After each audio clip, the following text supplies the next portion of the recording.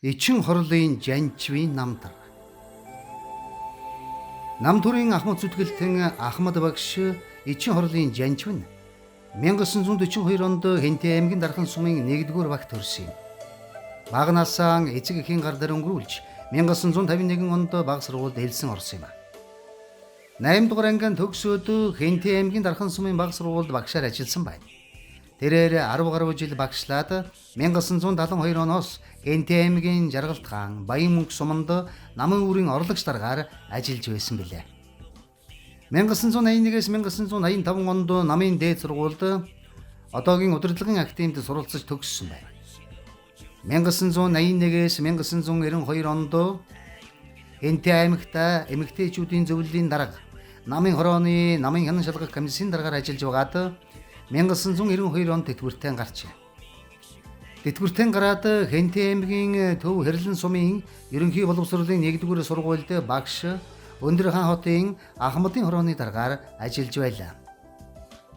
1995 оноос ээжийн бие муудаж ажилласаа чөлөөлөгдөн эхийгээ асрахын зэрэгцээ АЧЗ-нэр өсгөн хүмүүжүүлж эхэлсэн юм. Эчин хорлын жанчвын хань З жигжид сүрэн Хэнтэй аймгийн Жаргалт хаан Дархан Баян мөнгө сумдад сургуулийн захирлаар ажиллаж байсан бөгөөд тэд 4 сайхан хүүхэд төрүүлж өсгсөн ба дөрвөлээ Игдээд сургуульд суралцаж дүүргэсэн юм.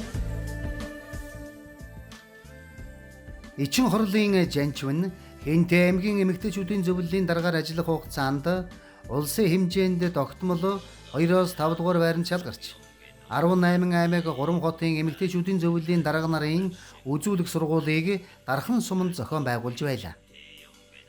Түүний ажлын амжилтыг төр засаг өндрөөр үнэлж Монгол улсын засгийн газрын хүнд жоох бичиг, хөдөлмөрийн хүнд медаль, алтан гадас одон, хөдөлмөрийн гавьяаны улаантугийн одонгоор тус шагнаж байсан нь улс орон төр засагта олон жилийн үнэнч хөдөлмөр зүтгэлтэй байж бусдыгаа манлайлан үлгэр жишээ үнэнч анд нөхөр болж явсныг батлан харуулж байгаа билээ.